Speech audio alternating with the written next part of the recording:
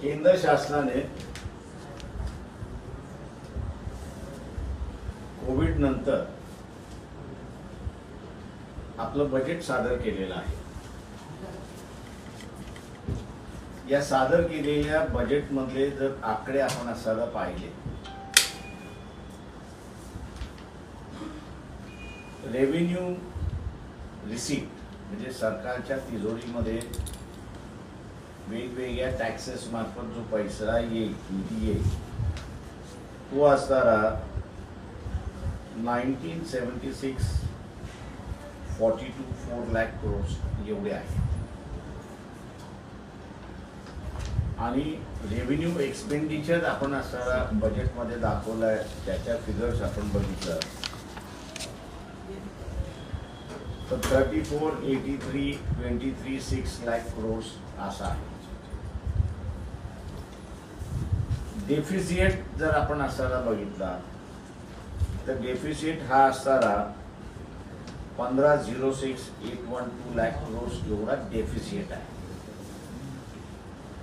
In terms of percentage आपण असणारा जर हे केलं तर 27% हा डेफिसिट आहे। 27% डेफिसिट कधीच बजेटमध्ये राहिलेला नाही।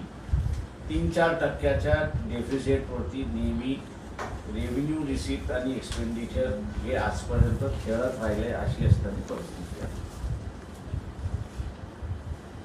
सगळ्यात महत्त्वाचा प्रश्न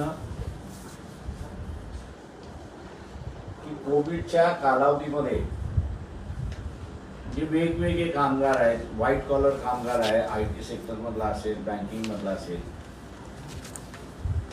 किंवा स्किल्ड आणि अनस्किल्ड कामगार असेल, किंवा सेल्फ एम्प्लॉयड कामगार जो आहे की ज्याला गिग म्हणून आता नवीन नाव देण्यात आलेलं आहे, ही सगळेजण व्हर्च्युअली कोविड काळामध्ये अनएम्प्लॉयड होते, अशी असणारी परिस्थिती आहे। यामध्ये सगळ्यात वाईट म्हटलं म्हणजे व्हाईट कॉलर ज्याला आपण संबोधतो, याची असणारी परिस्थिती आहे। फक्त ऑर्गनाइज सेक्टर जो आहे या व्हाईट कॉलर मधला तो सेव्ह झालाय, पण व्हाईट कॉलर मधला ज्याची ऑर्गनायझेशनच नाही पण व्हाईट कॉलर म्हणून जो घेतला जातोय, त्याची परिस्थिती अत्यंत वाईट आहे असं त्या ठिकाणी मी नमूद करतोय। याचं कारण की त्याला त्याच्या एम्प्लॉयरनी चॉईस दिला, कामावर जायचं आहे की घरी बसायचं आहे। तो म्हटला कामावरती यायचं असेल तर हा नवा पे पॅकेट आहे, या नव्या पे पॅकेटवरती तुम्ही जर काम करणार असाल तर तुमची इन सर्व्हिस कंटिन्यू होते, अन्यथा तुम्हाला असणारं कामावरनं काढल्या जातं, अशी असणारी परिस्थिती आहे। मोर दॅन 90% हा व्हाईट कॉलर मधला अनऑर्गनाइज्ड आहे, यांचा मोठ्या प्रमाणात असणारा पगार कापल्या गेलेल्या अशी परिस्थिती आहे। त्याच्यामुळे त्याची आता स्पेंडिंग कॅपॅसिटी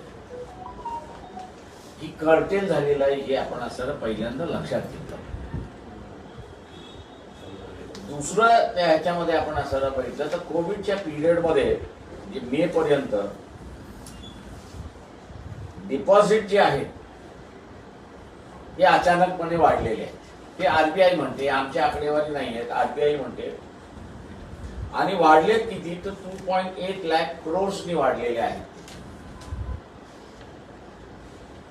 आता हा डिपॉझिटचा जो निधी आहे तो ऑर्गनाइज सेक्टर मधला कामगार जो आहे, लॉकडाऊन मधला घरी बसला होता, इसेन्शियल आयटम वरतीच त्याचा खर्च होता, उरलेला त्यांनी सगळा पगार हा फिक्स मध्ये टाकून दिला, अशी असणारी परिस्थिती आहे। आणि म्हणून बँकेमधल्या डिपॉझिट वाढल्या, अशी असणारी परिस्थिती आहे।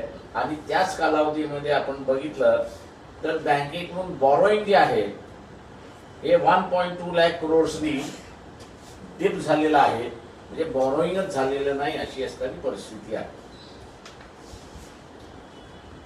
या सगळ्या बॅकग्राऊंड वरती एक अपेक्षा अशी होती की लोकांचा कॉन्फिडन्स वाढवण्याच्या दृष्टिकोनातून बजेटमध्ये प्रोव्हिजन केल्या जाईल अशी अपेक्षा होती. आणि दुसऱ्या बाजूला एम्प्लॉयमेंट जनरेशनचा एक भाग मोठ्या प्रमाणात होईल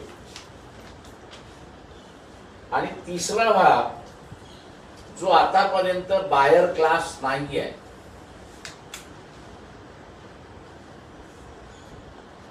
त्या बायर क्लासच्या हातामध्ये शासन फंड देऊन इकॉनॉमीला रिवायवल सुरुवात होईल अशी असणारी परिस्थिती होती. पण दुर्दैवाने MREGS प्रोग्राम जो आहे, नरेगा ज्याला आपण म्हणतो, किंवा महाराष्ट्रामध्ये एम्प्लॉयमेंट गॅरंटी स्कीम आपण ज्याला म्हणतो, त्याचं बजेट यावेळेस 750 कोटींनी कमी केले अशी असणारी परिस्थिती आहे. इतर ज्या दोन वेगळ्या आहेत, रुरल भागामध्ये एम्प्लॉयमेंट देणं, त्याही त्या ठिकाणी असणाऱ्या कमी केल्यात अशी परिस्थिती आहे. जो लेबर मायग्रेट झालेला आहे गावामध्ये, त्यांनी रुरल इन्फ्रास्ट्रक्चर वरती फार मोठ्या प्रमाणात ताण आणलेला आहे.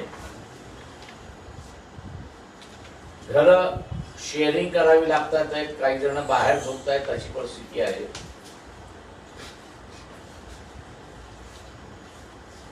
त्यांचं रॅशन कार्ड नसल्यामुळे नातेवाईकाच्या रॅशन कार्ड वरतीच त्यांना जगावं लागतंय अशी असणारी परिस्थिती आहे. आणि काम नसल्यामुळे त्याची अवलंबता त्याच्या नातेवाईकावरती मोठ्या प्रमाणात पडते अशी परिस्थिती आहे. त्याच्यामुळे ग्रामीण भागातली अर्थव्यवस्था जी इम्प्रूव्ह होताना आपल्याला दिसत होती किंवा कोविडच्या कालावधीमध्ये स्टेबल होती अशी आपल्याला दिसत होती, ती आता ढासळायला लागली अशी असणारी परिस्थिती त्या ठिकाणी एक दिसते. अनेक जण हे करतात की सेन्सेक्स अप झाले असं त्या ठिकाणी म्हणतात आणि त्याच्यामुळे दिस इज अ गुड बजेट.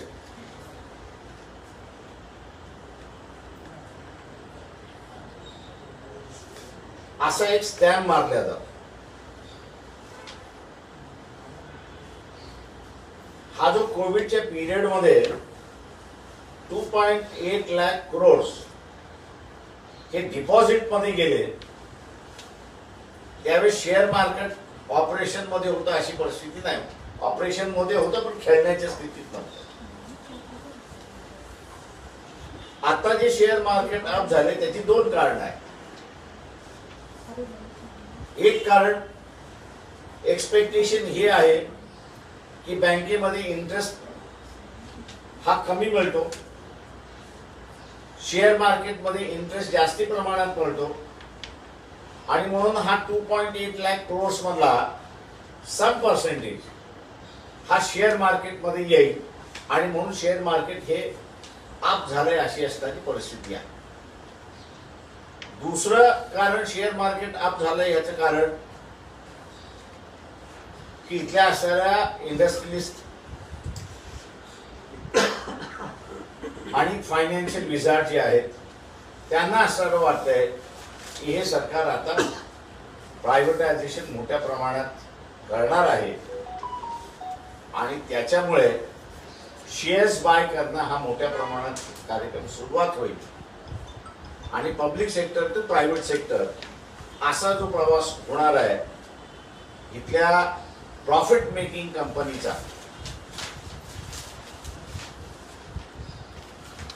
त्यामुळे हे मार्केट अप आहे अशी असणारी परिस्थिती आहे.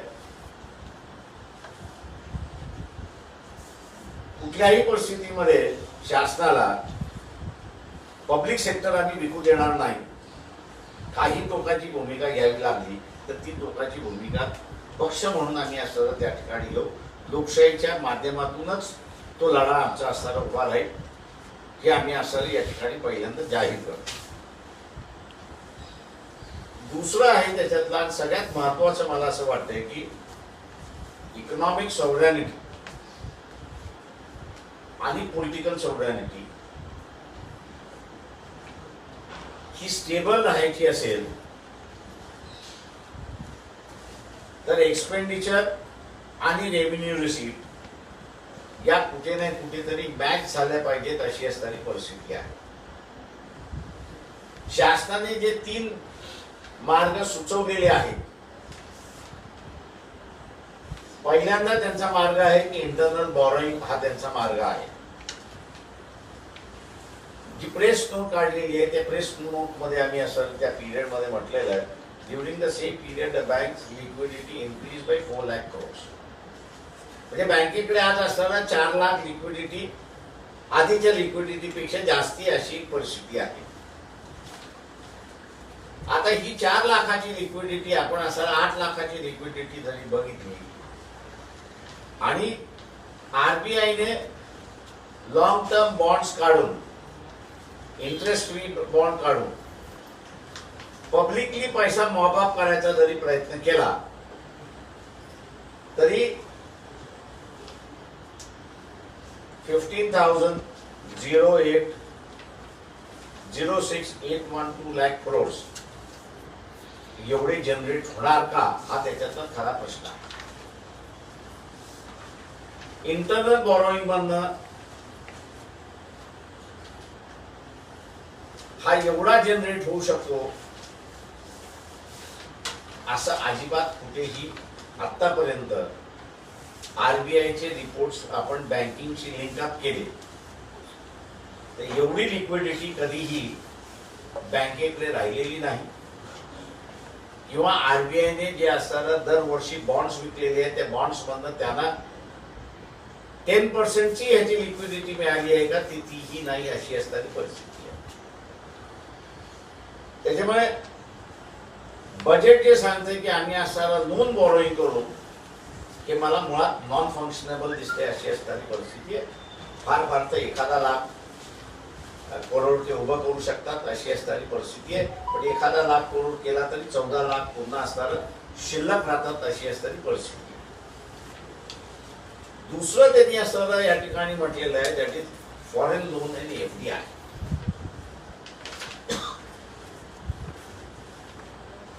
मागच्या वर्षी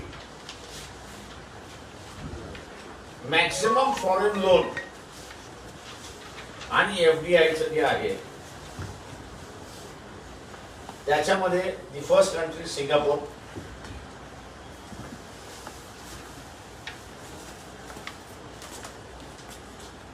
then 36.16.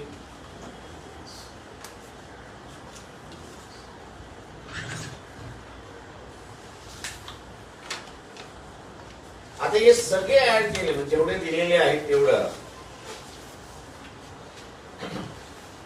तर मागच्या फॉरेन लोन्स आणि एफडीआय ह्या दोन्ही जर आपण विचारात घेतल्या मेजर डोनर जे आहेत म्हणजे मेजर इन्व्हेस्टर्स आहेत त्यांचं जर आपण बघितलं तर इट इज 77,000 crores. हे 1000 crores आहेत. आता या माध्यमातून सुद्धा आपण बघितलं तर 1 लाख कोटी सुद्धा उभं राहत नाहीत अशी असणारी परिस्थिती आहे. आता हे जे मॉरिशस आणि सिंगापूर मधला जो फंड आलेला आहे हा मॅक्सिमम फंड चायनीज कॉर्पोरेट मधला आहे.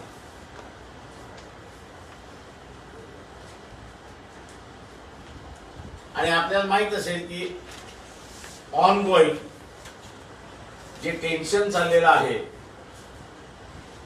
नॉर्थ ईस्टर्न भागामध्ये लडाख पासून जे असणारं गावांपर्यंत तर गव्हर्नमेंट ऑफ इंडियाने स्टँड जो घेतलेला आहे की ज्याचा सर्व पॉलिटिकल पार्टीजनी पाठिंबा दिलेला आहे की जे ऍप्स चायनीजचे उपयोगात नाहीत किंवा जे स्पाय करतात ते त्यांना बंद करा.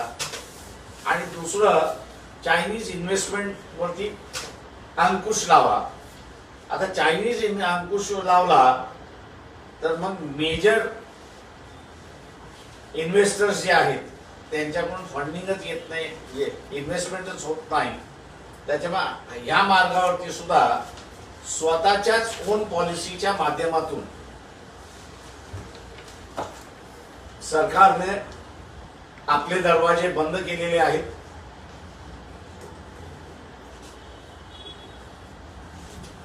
याच्यामध्ये अनेक एक फंड येतोय की ज्याचा असणारं नेहमीच सांगितलं जातंय की आज आपला असणारं एक्सटर्नल बॅलन्स ऑफ पेमेंट मधला फॉरेन एक्सचेंज भाग एवढा आहे. जुन्या आरबीआयच्या रिपोर्ट्स आपण जर वाचले 95 to 2000 या पिरियड मध्ये वाचले तर याला त्यांनी असणारं एक नाव दिलं होतं वर्नेबिलिटी. हे जे लोन्स आहे, हे जे इन्व्हेस्टमेंट जे आहेत दॅट इज शॉर्ट टर्म लोक किंवा बँकेमध्ये ज्याला आपण म्हणतो मनी ॲट कॉल, म्हणजे मी बँकेमध्ये ठेवलेले आहे. मी बँकेमध्ये ठेवताना बँकेला सरळ सांगतो ज्या दिवशी मला पाहिजे, ज्या दिवशी मी कॉल केला त्या दिवशी ते मला पैसे मिळाले. तेव्हा असा हा जो असणारा जो फॉरेन एक्सचेंज मधला एक भाग जो आहे की ज्याच्या वर्तमानपत्रातून असणारा फार उदो त्या ठिकाणी केला जातो, तो यांना उपयोगात नाही, फायदेशीर नाही. तो फक्त तुमचा असणारा बजेटमध्ये फुगवण्याचा आकडा म्हणून असणारा त्याच्यामध्ये त्याच्या पलीकडे त्याचं रिलायबिलिटी असं मी त्या ठिकाणी मानत नाही. त्या ह्याच्यामध्ये जो लास्ट सोर्स त्यांनी असताना त्याच्यामध्ये सांगितलेला आहे तो म्हणजे सेलिंग ऑफ गव्हर्नमेंट एसेट्स. या ह्याच्यामध्ये मी उदाहरणाला 2 घेतलेले आहे की त्यांचं असं म्हणणं आहे की आम्ही एअर इंडिया विकतो. धरून चालू की आपण त्यांनी असणारे एअर इंडिया विकली,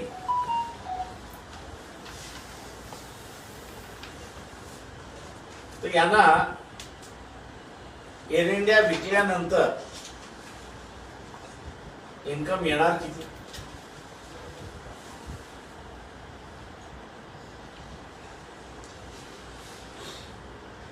ते फक्त 52, 32, 28 करोड. 52,000 5,23,288 करोड एवढेच फक्त त्याच्यामध्ये मिळू शकतात. आणि oil and natural gas which is the दोन्ही ज्याच्यामधल्या असणाऱ्या नवरत्नामधल्या कंपनीज आहेत ते 1 लाख मी धरला असतं तर 1.5 ते 1.25 लाखापर्यंत त्यांचा असणारा इन्कम त्या ठिकाणी होऊ शकतो. सेलिंग ऑफ गव्हर्नमेंट एसेट हा कुठल्याही देशाने प्रयोग केलेला नाही. इंग्लंडने हा प्रयोग केला, याच्याबद्दल दुमत नाही. पण इंग्लंडने तो प्रयोग करत असताना त्यांनी कॅपिटलिस्टला शेअर विकले नाही, तर त्यांनी बमाशेल याचे असणारे शेअर्स पब्लिकला विकले आणि पब्लिकला विकून पुन्हा बमाशेल ही असणारी त्यांची गव्हर्नमेंट कंट्रोल कंपनीच राहिली अशी असणारी परिस्थिती आहे. आता हे जे बिहेवियर गव्हर्नमेंटचं आहे की तुम्हाला माहिती आहे की कोविडमुळे असणारं 19 लाख कोटी तुमचं फक्त इन्कम येणार आहे. त्याच्यामुळे या वर्षाचा एक्सपेंडिचर सुद्धा तेवढाच असला पाहिजे किंवा त्याच्या आसपास 3-4% वरती असेल तर आपण त्याच्यामध्ये हे करू शकतो, मॅनेज करू शकतो त्या सगळ्याच्यामध्ये. पण ते न करता यांचं जे बिहेवियर आहे ते पूर्णपणे दारुड्याचं बिहेवियर. दारुड्या जसा झिंकतो या बाजूचा त्या बाजूचा आणि दारू मिळाली त्याचं डायरेक्शन नसतं, त्याच पद्धतीने दारू मिळाली पाहिजे म्हणून जे काही आहे ते विकत बसायचं असं जे असणारं धोरण आहे ते धोरण या सरकारचं आम्हाला या ठिकाणी दिसतंय. आणि म्हणून आम्ही म्हणतोय की दिस इज अ ड्रंकन गव्हर्नमेंट. दारुड्याचं सरकार आहे. लोकांनी जसं दारुड्यापासून वाचतात तसं असताना यांनी या शासनापासून वाचलं पाहिजे.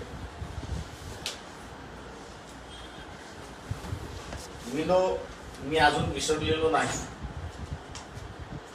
उकडा भात हा मी अजून विसरलेलो नाही.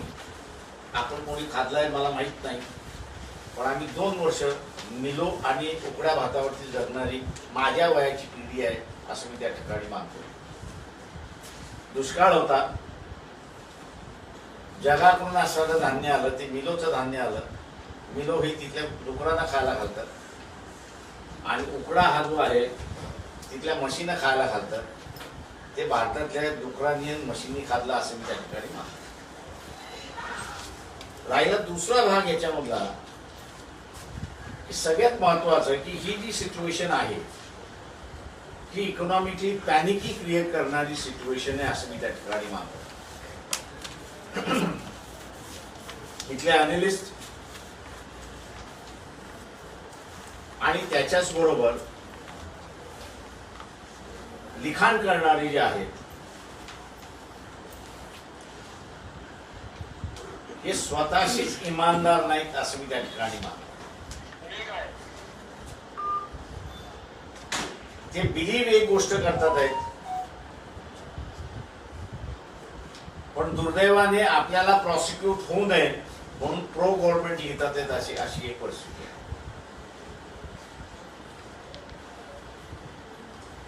कपल त्याच्यामध्ये असताना आपण बघितलं तर आंदोलनाशी कसं वागावं हा त्या सरकारचा नियम आहे. परंतु शेतकऱ्याच्या आंदोलनाला खलिस्तानाचं आंदोलन आहे असं जे वारंवार भासवलं जात आहे आणि मी हा मुद्दाम इश्यू उपस्थित करतो याचं कारण की किऑस हे जर क्रिएट करायचं असेल तर नुसती इकॉनॉमिक सिच्युएशन क्रिऑस करत नाही तर सोशली अनरेस्ट हे त्या इकॉनॉमिक सिच्युएशनशी कपल झालं तर इथे असणारा अनरेस्ट आहे अशी असणारी परिस्थिती. आज इकॉनॉमिक फ्रंट वरती सुद्धा आपण असणारा किऑटिक सिच्युएशन मध्ये आहोत आणि लढाऊ सेक्टर मध्ये म्हणजे लढाऊ याचं नाही म्हणत आहे, बॉर्डरवरचं नाही म्हणत आहे, पण इंटरनली जी आंदोलनं चाललेली आहेत त्या इंटरनली चाललेल्या आंदोलनामुळे सुद्धा सोशल अनरेस्ट फार मोठ्या प्रमाणात धगधगतोय. मी गव्हर्नमेंटला अपील करणार नाही पण जनतेला अपील करणार आहे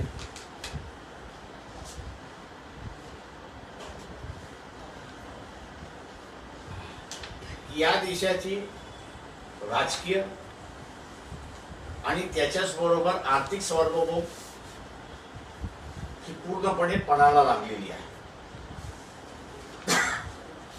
मी मगाशी मिलोचा उल्लेख केला, उकडा भाताचा उल्लेख केला, दुष्काळाचा काळ होता, भारताकडे अन्नधान्य नव्हतं म्हणून जगातून अन्नधान्य विकत घ्यायचा प्रयत्न केला तेव्हा जगाने मिलो विकला आणि उकडा विकला अशी असणारी परिस्थिती. दुसरं जसं या ठिकाणी आमच्या नोटमध्ये असताना म्हटलेलं आहे की 90 साली चंद्रशेखर असताना एक्सटर्नल बॅलन्स ऑफ पेमेंट वरती आपण डिफॉल्ट झालो. म्हणजे जे काही इम्पोर्ट आपण केलं होतं डॉलर मध्ये पेमेंट द्यायचे होते, आपल्याकडे डॉलर पेमेंटसाठी नव्हते.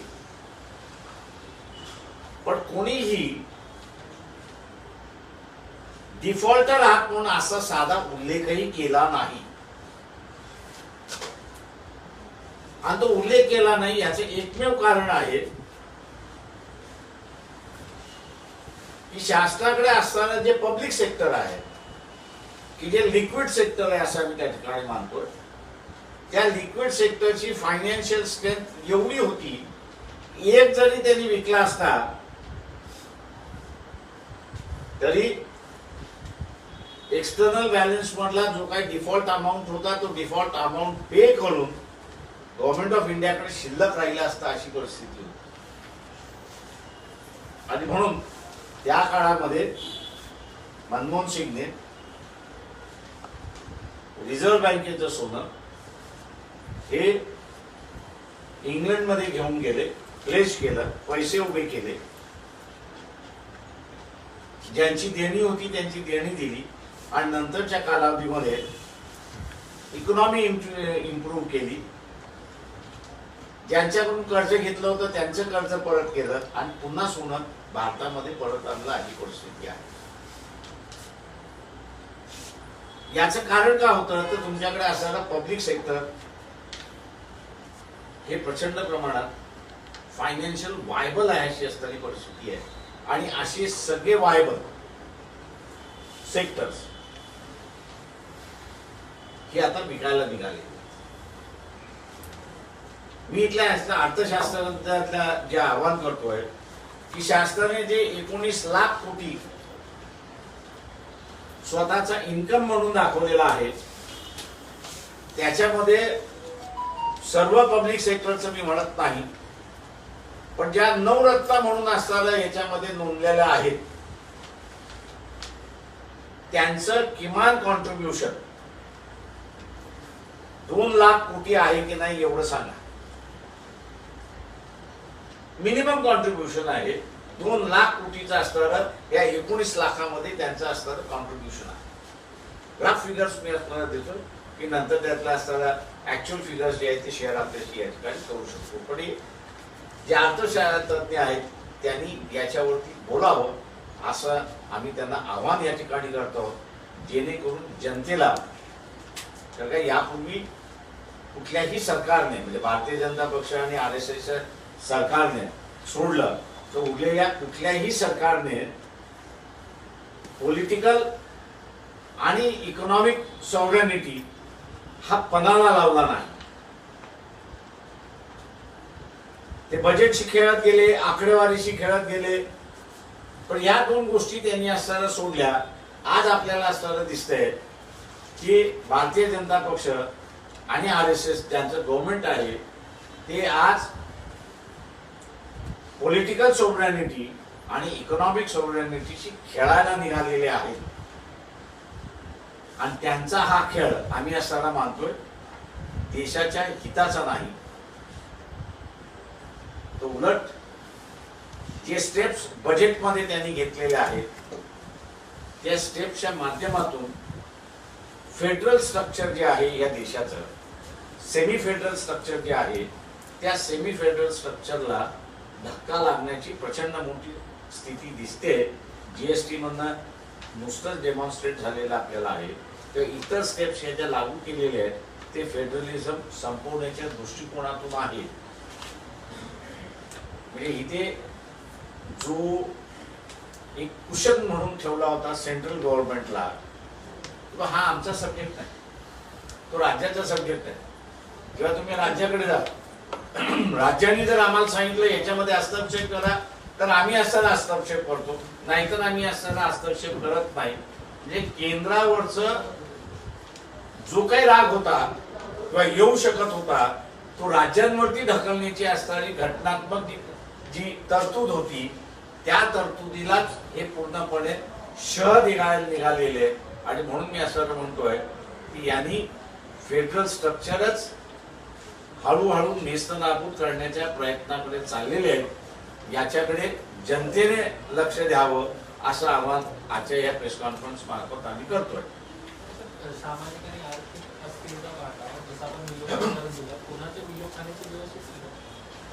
ते मी उदाहरण दिलं की मिलोची सिच्युएशन याच्यासाठी दिली की तुम्ही स्टेबल नसाल तर मग जग तुम्हाला डिक्टेट करत. आणि त्यावेळेस भारताची स्थिती अशी होती की 65 युद्ध संपलं होतं, दुष्काळ झाले होते, फायनान्शियली भयंकर आपण वीक झालो होतो. आणि त्याच्यामुळे एक अमेरिकन प्रोग्राम होता PLO 280 असा अमेरिकन प्रोग्राम होता. त्या अमेरिकन प्रोग्राम खाली आपल्याला असणारा अन्नधान्य यायचा अशी परिस्थिती आहे. तो एक सबसिडाइज वे आउट आपण जसं म्हणा तशी असणारी सिस्टम होती. आणि त्याच्यामध्ये ते जे देतील ते आपण घेतलं पाहिजे अशी परिस्थिती होती. आणि इथली जनता जगवण्यासाठी शासनाला ते करावं लागलं अशी परिस्थिती आहे. आणि त्याच परिस्थितीतून बाहेर येण्यासाठी 71 साली ग्रीन रेव्होल्युशन झालं अशी परिस्थिती आहे. साहेब दोन मुद्दे आहेत. एक तर तुम्ही आता सांगितलं तर शेतीवरती सेस लावण्याचा जो हे आहे, म्हणजे इंधनावरती सेस लावून शेतीसाठी मदत करण्याचा जो त्यामध्ये बजेटमध्ये जो भाग आहे त्याच्याकडे तुम्ही कसं बघता, आणि LICचा IPO करण्याच्या संदर्भातला जो विषय आहे. म्हणून आज LIC कॉन्ट्रीब्यूट किती करते? 58,000 crores कॉन्ट्रीब्यूट करते माझ्या माहितीप्रमाणे. परफेक्ट होल्डिंग म्हणायचं त्याच्यातला असं तो एक डिबेट झाला पाहिजे त्याच्यामध्ये की इथे असं पब्लिक सेक्टर ॲक्च्युली बजेटला किती कॉन्ट्रीब्यूट करत आहे, हा त्याच्यातला एक भाग असं मी त्या ठिकाणी मानतो. दुसरा भाग त्याच्यामधला असा आहे की तुम्ही जे म्हटलं की शेतीवरती जे इंधनावरती सेस लावून शेतीसाठी मदत करण्याचं जे उत्पन्न प्रश्न असा आहे त्याच्यामध्ये की कुठल्या भागात तुम्ही असं मदत करणार? ही दुतोंडी बोलणी आहे. एका बाजूला शेतकऱ्याला तुम्ही कॉन्ट्रॅक्ट लेबर फार्मिंग मार्फत कॉन्ट्रॅक्टरशी जोडायला मागताय. दुसरा भाग तुम्ही असं कुठल्याही कायद्याचं पालन न करता त्याला असताना व्यापाऱ्याच्या घशाशी बांधताय. त्याची या दोन गोष्टी आहेत. मदत कुठे? हे मनमोहन सिंगच्या कालावधीमध्ये एक सेस लावण्यात आला होता की इम्पोर्ट अलाव केल्यानंतर ज्या ज्या कंपन्या बंद होतील आणि तिथला असणारा कामगार बेरोजगार होईल तर त्याला रिहॅबिलिटेट करण्यासाठी एक फंड टॅक्स लावण्यात आला होता. कोणाचंही रिहॅबिलिटेशन त्याच्यामध्ये झालं नाही. जनरल बजेटमध्ये तो असणारे गेलं. तशाच पद्धतीने पेट्रोल आणि डिझेल इंधन आपण असणारं म्हणून हे या सरकारचं दुपटी गाय आहे बजेटमधला गॅप भरून काढण्यासाठी.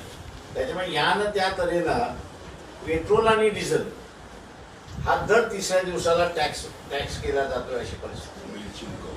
वेगळ्या मार्गाने तो तिजोरीत गव्हर्नमेंटच्या येणार आहे. तो गव्हर्नमेंटच्या तिजोरीमध्ये पेट्रोल आणि diesel S become doctor Sawant जसं म्हणतात मिल्चिंग काम. शेतकरी आंदोलन जे सध्या सुरू आहे त्यावरून सध्या ट्विटरवर प्रतिक्रिया पाहायला मिळतात. सचिन तेंडुलकर असतील, लता मंगेशकर असतील, एका परदेशातील गायकीवरून शेतकऱ्यांना पाठिंबा मिळाल्यानंतर आपल्या देशातील जे काही कलाकार सगळे ट्विट करतात आहे. ती एक सध्या जो काही माझं म्हणणं असं आहे सचिन तेंडुलकरांची जी काही कॉमेंट आहे ती शेतकऱ्यांच्या बाजूची आहे की शेतकऱ्यांच्या विरोधात आहे? मला त्याच्यातलं सेन्सच कळला. त्यांनी फक्त एवढंच म्हटलंय की ज्यांचा भारताशी संबंध नाही ते आपल्या सार्वभौमाशी खेळतात हा त्याच्यातला मेन गाभ आहे असं मी त्या ठिकाणी मानतो. त्याच्यामुळे शेतकऱ्याच्या नावाने इतरांनी बोललं, इतरांनी पाठिंबा दिला, देशाच्या बाहेरच्या जनतेने पाठिंबा दिला, त्यांना क्रिटिसाइज करणारी ट्विट आहे असं मी त्या ठिकाणी मानतो. पण बेसिकली सचिन तेंडुलकरची भूमिका काय किंवा लता मंगेशकर यांची भूमिका त्या शेतकऱ्यांच्या आंदोलनाबद्दल काही आहे हे कुठेच व्यक्त झालेलं नाही.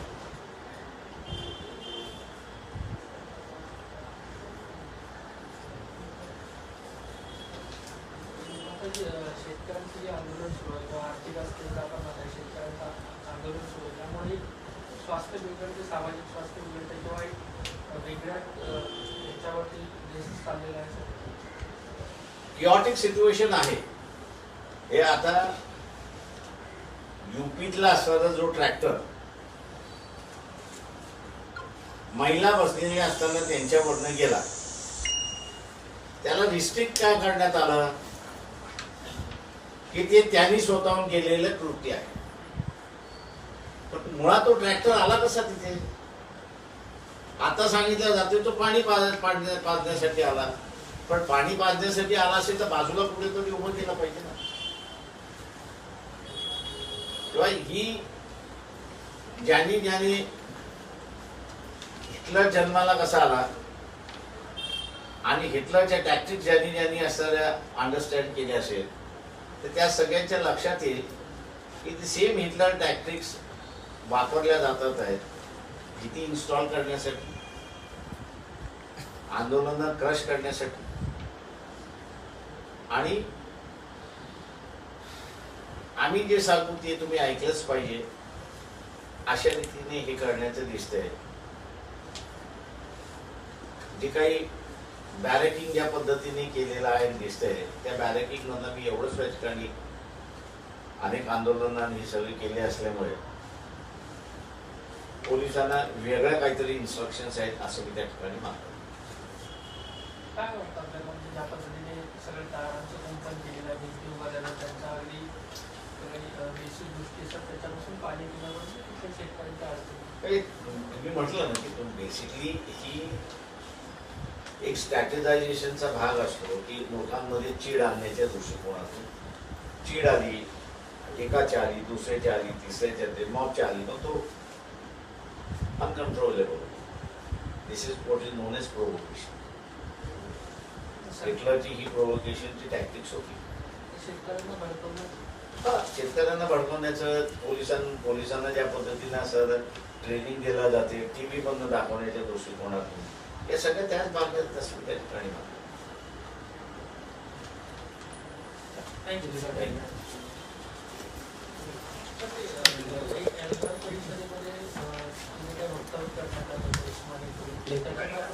माझा असा काही संबंध नाही. That is not our cup of tea. ज्यावेळेस होतं त्यावेळेस आम्ही आता एल्गार परिषदेची गरज नाही सांगावा.